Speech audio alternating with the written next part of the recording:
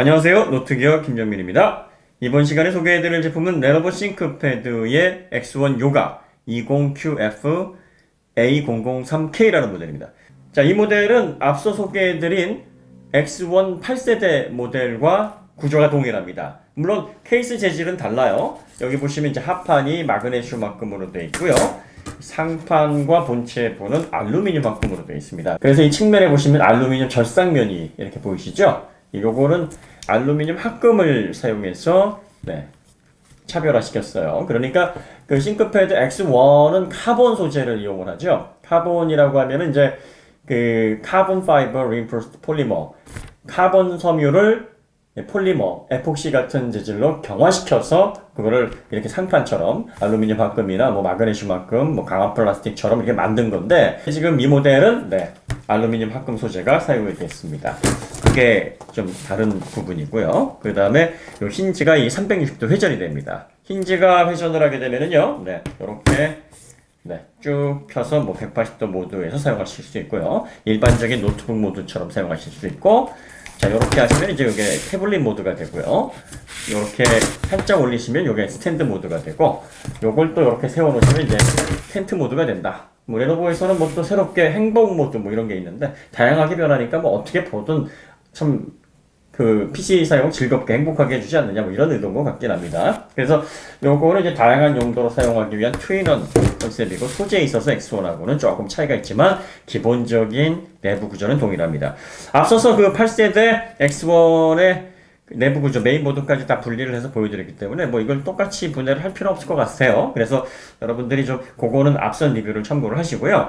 대략적인 부분만 설명을 해드리면 여기 보시면 이제 M2 NVMe 방식의 SSD가 들어갑니다. 기본적으로 이 모델에는 이제 용량이 256GB가 들어가 있나요? 요 232 슬롯에 LTE 모듈이 들어갔었죠, X1에. 그래서 LTE 모듈을 집어넣게 되면 이쪽 뒤쪽으로 요심을 집어넣을 수 있는 요심 트레이가 있었는데 여기는 그게 없어요. 그건 이제 그렇게 해서 사용하시는 것보다 242 SSD 모듈로 확장을 해서 쓰는 그런 용도로 해서 2 SSD를 사용할 수가 있죠. 그 다음에 쿨링팬 똑같이 보신 그대로입니다. X1에 들어가는 그 쿨링팬이고요.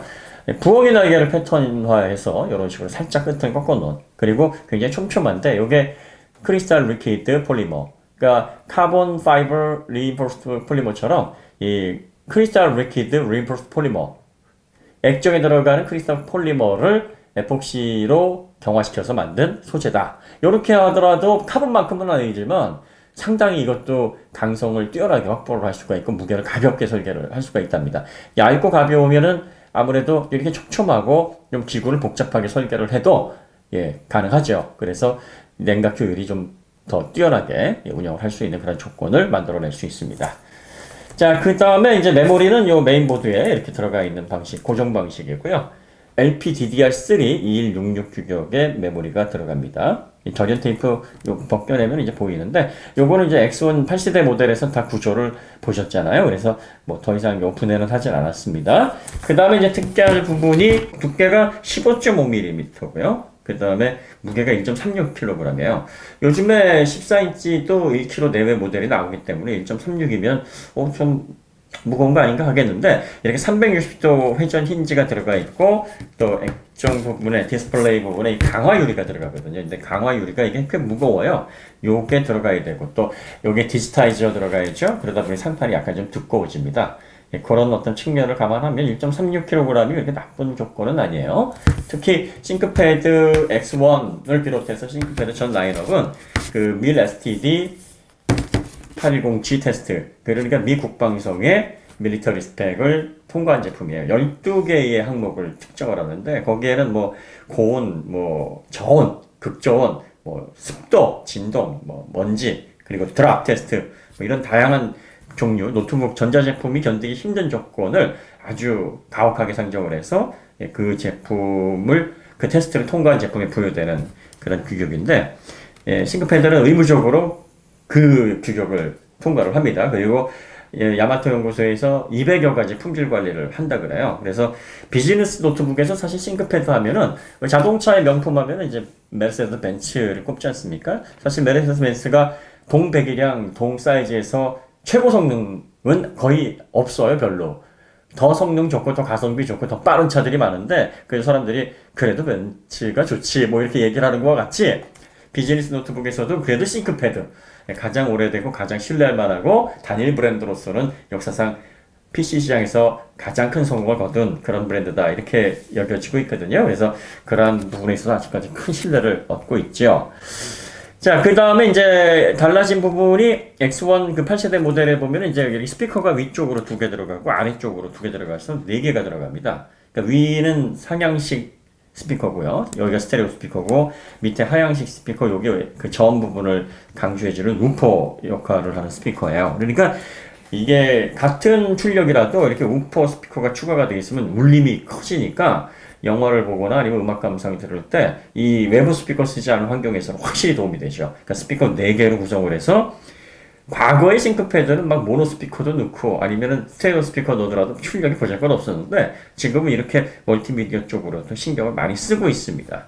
충전 그 단자 연결하는 USB Type-C인데 여기 썬더볼트 단자예요. 그 다음에 여기 보시면 이제 긴 단자가 있잖아요. 요게 기계식 도크 단자입니다. 그러니까 썬더볼트 도크 또 USB-C 포트 리플리게이트 뭐 이런 것들을 사용할 수 있는 확장 있고요. 그 다음에 USB 3.1 타입 A 요거 하나 있고요. HDMI 1.4B가 있습니다. 그 다음에 3.5파이 사운드 헤드셋 단자가 이렇게 배치가 되어 있어요. 요게 이제 그 기계식 도크 단자 중에 하나, 요 앞에 있는 게 썬더볼트 3.0 단자예요. 그러니까 썬더볼트 3.0 단자가 이쪽에 2개가 있는 거죠. 규격은 USB 3.1 타입C 단자와 동일한 규격인데, 이 썬더볼트 3.0 단자 같은 경우에는 전송 대역폭이 40GBps예요. 그러니까 USB 3.1 타입C에 비해서 4배 빠른 거죠. 뭐 이론상 빠른 거라서 실제로 4배가 빠르진 않은데, 그래도 전송폭이 높은 만큼 대용량 데이터를 다루시는 분들에게 굉장히 중요하게 생각되는 그런 포트예요. 그래서 뭐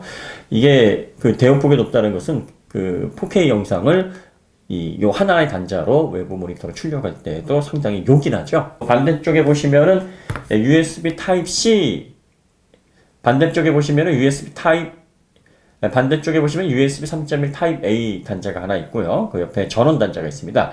이렇게 액정이 360도 회전되는 트윈원 모델 같은 경우에는 태블릿 모드에서는 이제 키보드가 비로소상이 되니까 전원 버튼을 측면에다가 보통 배치를 합니다. 본체 안쪽에도 보시면 이게 알루미늄 합금 케이스인데 되게 단단합니다. 단단하게 구성이 잘 되어 있고요.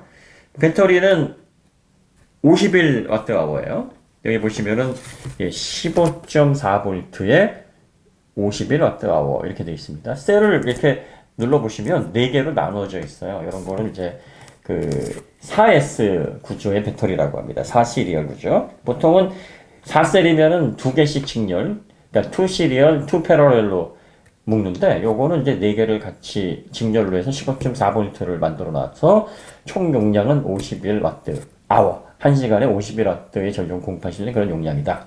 그러니까 절전 모드를 어떻게 사용하느냐에 따라서 이 51W를 아껴 쓸 수도 있고 그냥 뭐 편하게 막 쓸 수도 있는데 잘 쓰면은 뭐 최대 이게 배터리가 유지되는 시간이 18시간이다. 저전력 기본적으로 여기 들어가 있는 프로세서가 인텔 i7 8565U 프로세서인데 이게 TDP 15W인데 가장 많이 사용할 때가 15W고 절전 모드에서는 한 그 훨씬 못 미치는 소비 전력으로 이제 구동이 되니까 아껴 쓰면 18시간 쓸 수 있다. 네, 이렇게 얘기를 하고요.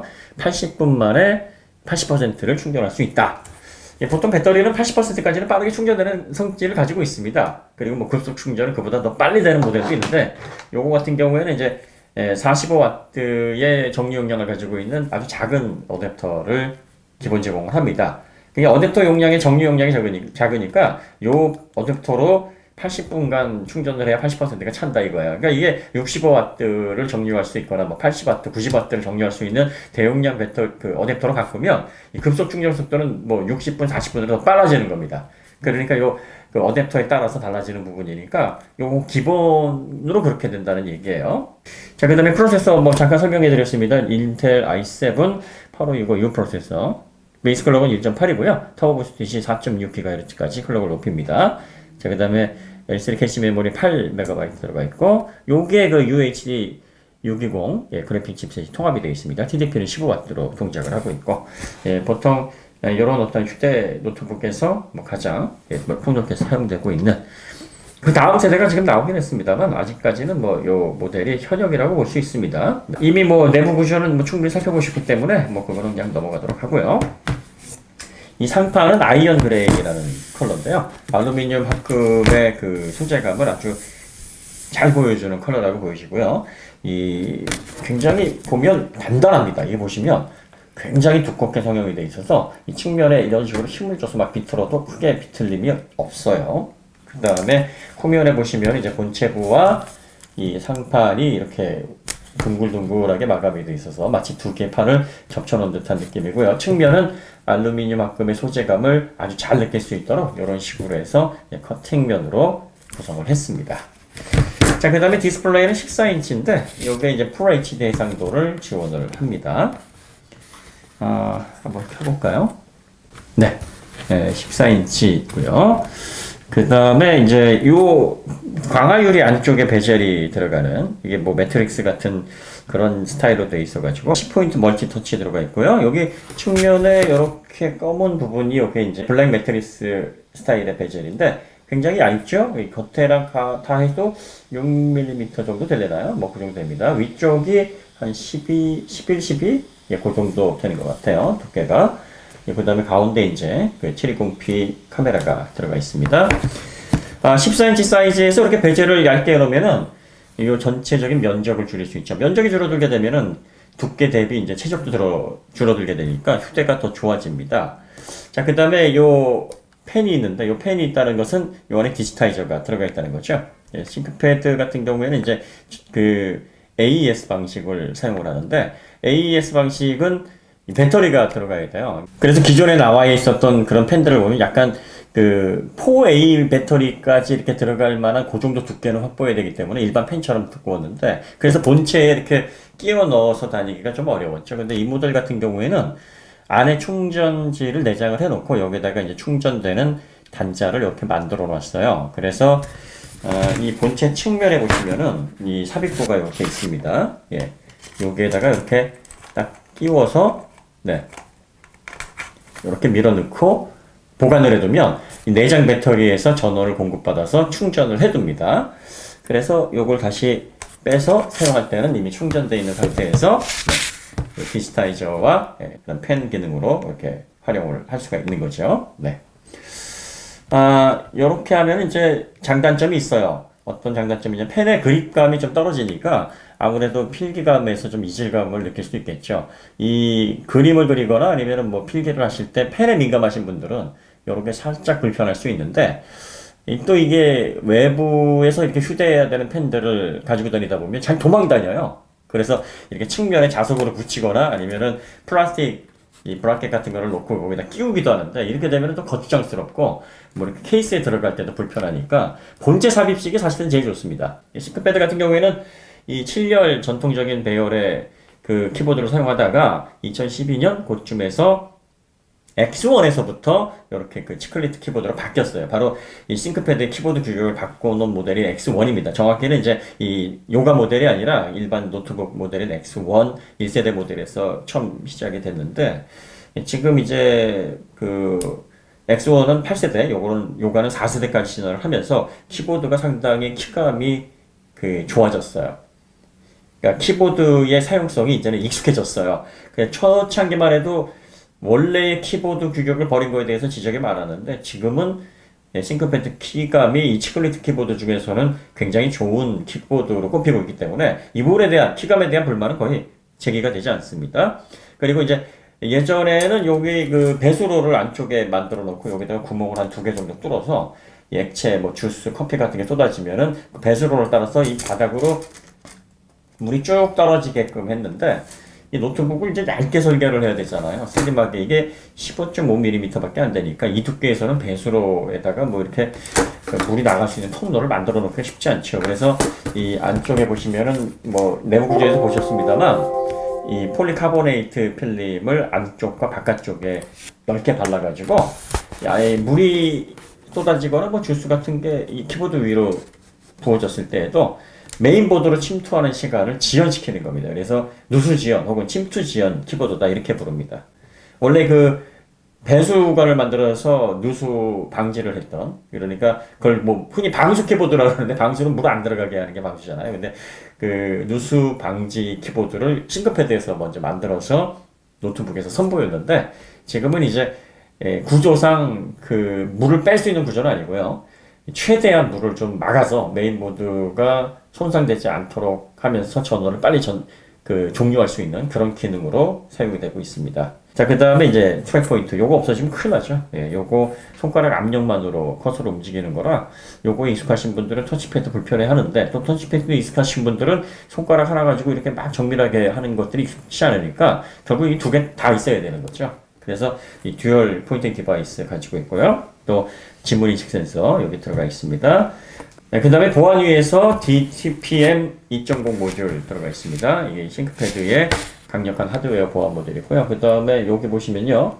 이 셔터를 열었다 닫았다 열었다 닫았다 닫으면 빨갛게 이렇게 닫히고요. 열면은 이런 식으로 일반 웹캠처럼 열립니다. 요게 있어야 불가항력적으로 PC 여권을 뺏겼을 때 웹캠을 통한 데이터 도난 혹은 그 도착 이런 것들을 피할 수 있죠. 네.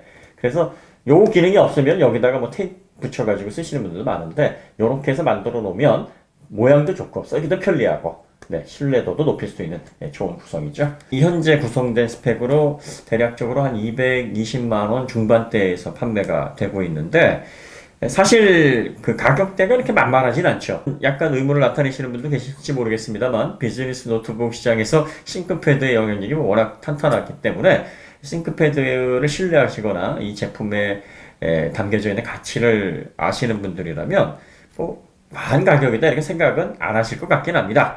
모든 리뷰는요 본인의 환경과 사용 용도에 맞게 본인이 결정을 하시는 거기 때문에 가성비를 제가 판단할 부분은 아닙니다. 네, 그러면 엑스원 시리즈에서 상판 구조만 다른 제품이기 때문에 제품 특징에 대해서 간단히 마치도록 하겠습니다. 그럼 더 좋은 콘텐츠로 다시 찾아뵙도록 하겠습니다. 감사합니다.